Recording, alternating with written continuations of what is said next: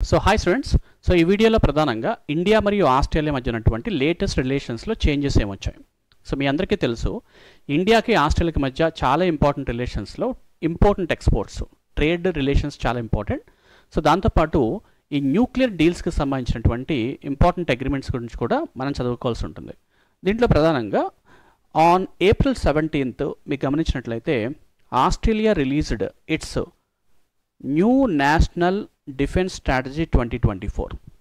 Australia government వాళ్ళ యొక్క 2024 defence రిపోర్ట్ని తయారు చేసుకున్నారు, ఒక స్ట్రాటజీ అనమాట.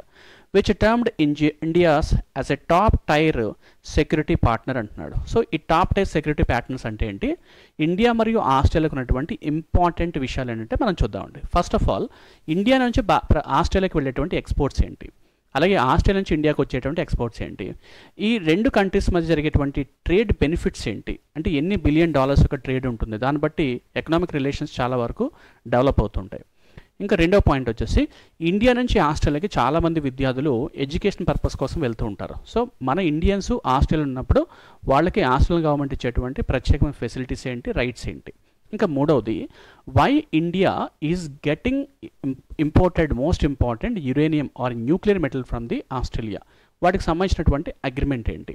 అలాగే ఇక్కడ మీరు గమనించినట్లయితే కంటెంట్లో చూడండి, 1941లోనే ఇండియా మరియు ఆస్ట్రేలియా మధ్య రిలేషన్స్ స్టార్ట్ అయ్యాయి. కానీ 2009లో ఈ రిలేషన్స్ని, డిప్లొమాటిక్ రిలేషన్స్ని స్ట్రాటజిక్ రిలేషన్షిప్గా మార్చాం. అలాగే 2022లో కాంప్రహెన్సివ్ స్ట్రాటజిక్ పార్ట్నర్షిప్ అనే టైటిల్తో కనిపిస్తుంది. ఇవన్నీ ఒకసారి ఈ ఆర్టికల్లో మనం డిస్కస్ చేద్దామండి. So coming to the point, the historical ties between the India and Australia started immediately following the European settlement in 1788. Now India and Australia established diplomatic relations in the pre-independence, that is in 1941. Now Australia and India upgraded their bilateral relationship strategic partnership in 2009 to a comprehensive strategic partnership in 2020.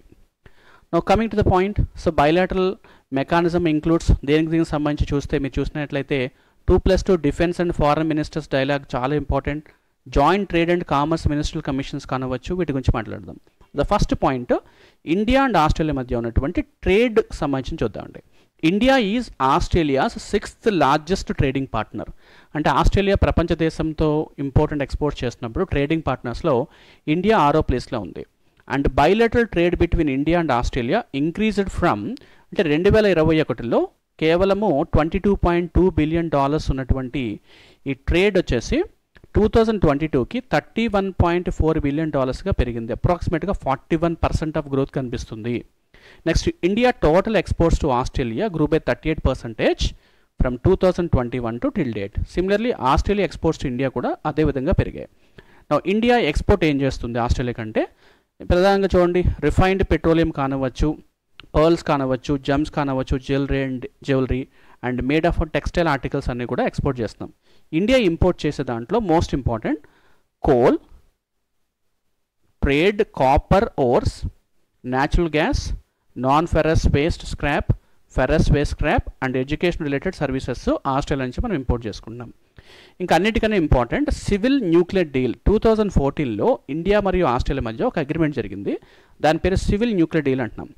ఈ deal ప్రకారంగా uranium mining companies in Australia to fulfil the contracts to supply Australian uranium to India to A civil use. కాబట్టి uranium metals మన ఇండియాలో దొరకడం లేదు, దాన్ని purify చేసి సంపాదించాలన్నా సరే కష్టమే. బట్ మనకి ఇంటర్నేషనల్ రిలేషన్స్ ప్లస్ చదువుతున్నప్పుడు దాంట్లో most important non nuclear supply group గురించి తప్పనిసరిగా డిస్కస్ చేసుకుంటారు. దాంట్లో సిటీబీటీ కాంప్రహెన్సివ్ ట్రేడ్ సంబంధించినటువంటి ఒక అగ్రిమెంట్ ఉంటుంది.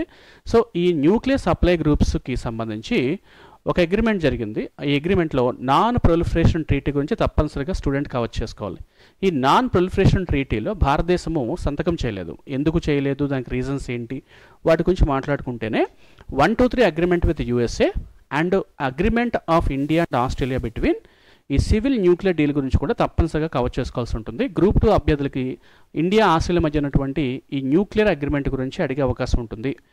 India community in Australia, the Indian community in Australia continues to grow and the importance with the population of అప్రాక్సిమేట్గా 2021 సెన్సస్ ప్రకారం తీసుకుంటే 9,76,000 మంది భారతీయులు ఆస్ట్రేలియాలో నివసిస్తున్నారు. After England, India is the second largest migrant group in Australia. కాబట్టి this is second heading చూసుకుంటాం. So first heading వచ్చేసి India export and imports, trade relations. రెండోది వచ్చేసి సివిల్ న్యూక్లియర్ డీల్ గురించి మనం డిస్కస్ చేసుకుంటారు.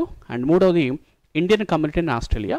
అండ్ ఫోర్త్ వన్ చూడండి, India Australia economic cooperation trade agreement was signed between Indian government and the Australian government. వీటి గురించి free trade agreement దేనికి సంతకం పెట్టారు? సో ఈ technical barriers to trade, sanitary and Saito sanitary measures గురించి, వాటి గురించి ఈ ఆర్టికల్లో డిస్కస్ చేయడం జరిగింది. So rights my dear students, ఇది ప్రధానంగా ఇండియా మరియు ఆస్ట్రేలియా మధ్య ఉన్నటువంటి ఇంపార్టెంట్ రిలేషన్స్. స్టూడెంట్ కవర్ చేసుకున్నప్పుడు తప్పనిసరిగా ఈ అంశాల మీద కవర్ చేసుకోవాల్సి ఉంటుంది. So all the best.